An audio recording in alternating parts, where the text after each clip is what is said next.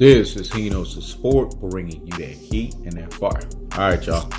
Y'all getting the birthday edition, man. Boy done turned 38 today, man. So, as with all birthdays, Hino's Sport got to do a day of reflection, because every year we get on this earth, we got to thank the Lord Jesus Christ for allowing us to see another year, you know what I'm saying? Because it's not easy for everybody. So first and foremost, props due the man above allowing me to see another year. So that means that's 38 years of bringing you that heat and that fire. So let's get on to the video. Tyson Fury. This guy has already lost the battle before the war has begun. Let me say it again.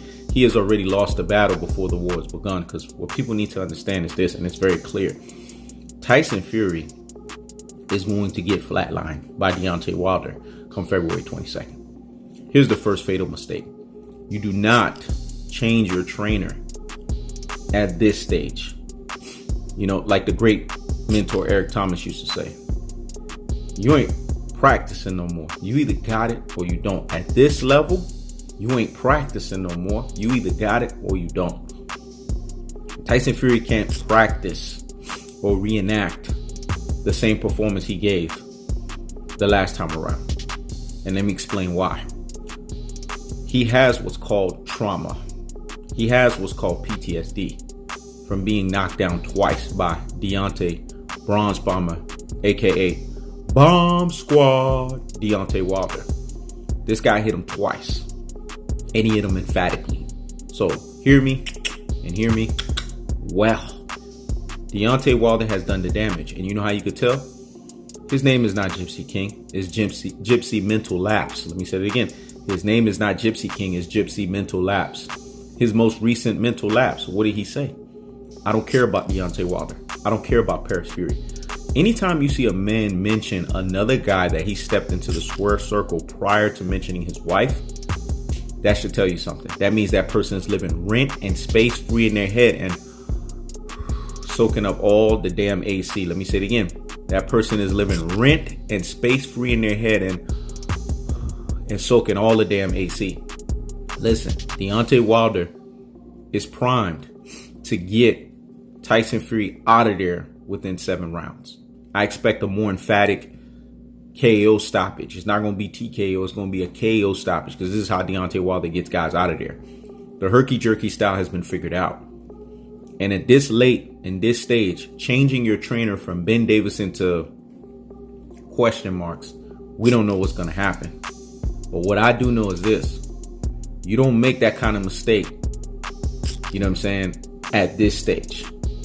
You want to keep the same people that's around you. So if they were going to break up, so to speak, or if they were going to, not have, a continual relationship, they should have waited after the Wilder fight. Because at least in the first fight, there's an argument of why the rematch is necessary. Even though Deontay Wilder won that fight, because if you score the 2 knockdowns, that's 4 points. And that's at the worst. But he had a technical knockout. The fact that Tyson Fury made Deontay Wilder work in ways that other fighters haven't, this is why he's getting the rematch. Luis Ortiz did the same thing too. That's why Deontay Wilder ran it back. And the true champion that Deontay Wilder is, he runs it back. He doesn't accept French fry belts.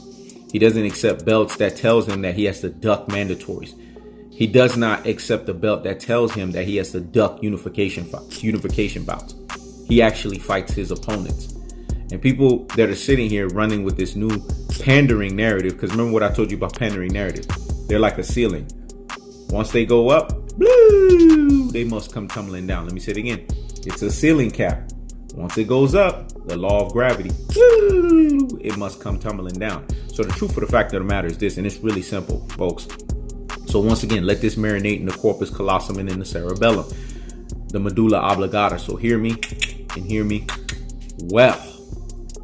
Listen, this new narrative that Daniel Dubois is calling out Deontay Wilder, I have respect for Daniel Dubois.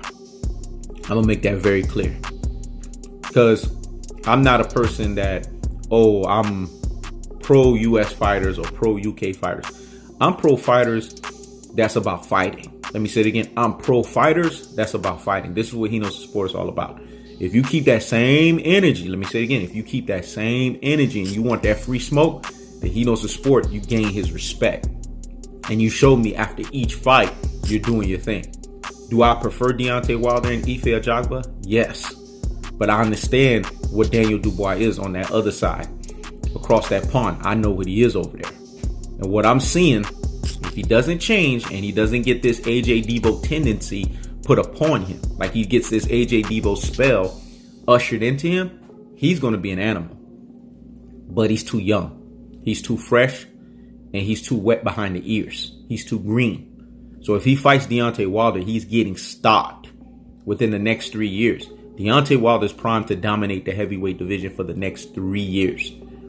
I told you, Wilder got now, Ajagba and Dubois got next. Let me say it again. Wilder has now, Ajagba and Dubois got next. Either one of them, Ife Ajagba or Daniel Dubois, they try to step. They have the audacity to step into the ring with Mr. Bronze Bomber, who's getting better. He's not slowing down. You guys have to watch Deontay Wilder's fights. Ever since the Dominic Breazeale fight, ever since he learned from the Tyson Fury fight to not force and not look for the knockout, but to actually set that thing up, he's been improving. You guys have to watch these fights. These knockouts are coming quicker. Deontay Wilder's not slowing down. So a Daniel Dubois stepping into the ring with him, they're asking for that young lad to get ethered and murked. Ife Ajagba stepping in the ring with Deontay Wilder, he's getting ethered and murked. And I'm talking about the next 3 years. Wilder is going to dominate the heavyweight division for the next 3 years. That's the truth of the fact of the matter. That's the cold-hearted, unadulterated, cutthroat truth. Now, if you come to me after 3 years and you mention Daniel Dubois, and let's say he's still ascending, and remember, he doesn't fall into AJ Devo tendencies, yeah, then I can entertain that. That's a real fight, because now Deontay Wilder's descending and a Daniel Dubois is ascending. Let me say it again. A Deontay Wilder's descending and a Daniel Dubois ascending. So that makes sense. See, me, if it don't make dollars, it don't make sense. You know what I'm saying? Me, I'm all about separating the weak from the strong. Keeping the foot on the what? On the next. Keeping the foot on the what? On the next. And bringing you that what? That heat and that fire. So in doing that in epic fashion, I have to tell you guys the cold-hearted, unadulterated, cutthroat truths. Inside of 3 years, Wilder's knocking out any one of them young boys. Outside of 3 years, that's a different story. And a Ajagba and a Daniel Dubois is 3 more years experience, 3 more years of going through arduous fights, 3 more years of stepping it up, 3 more years of bringing something to the table. Now we can entertain that fight. See, this is the problem with people. They like to put the cart before the horse. Let me say it again. They like to put the cart before the horse. I don't do that. Now on to Tyson Fury, because you know we can multitask over here. Tyson Fury is in a mental lapsed state. This is why he fought a Tom Schwartz, the number 56 heavyweight contender. This is why he fought a Otto Wallin, a number 46 heavyweight contender. He was trying to rebolster confidence, and it failed miserably on his head. Let me say it again. He was trying to rebolster confidence, and it failed miserably on his head. What you guys have to understand is, after you have that last performance against Otto Wallin, who, mind you, was robbed of a victory, now you're going into a Deontay Wilder fight. This is why he had the mental lapse of, I don't care about Deontay Wilder. I don't care about Paris Fury, because he was already mentally strained and mentally drained from that fight. We knew Ben Davison's fire was coming, because John Fury was saying that his son didn't look up to par. He didn't look the way he was supposed to. But at the same time, I think Ben Davison deserves an opportunity, because last time I checked, he's 2-1 with Tyson Fury, because they lost to Otto Wallin. So if he's 2-1, they have a 67% win percentage. He deserves the right. And plus, he was there in the first fight against Deontay Wilder. So why not have him there? The only other person that's going to make sense is Freddie Roach.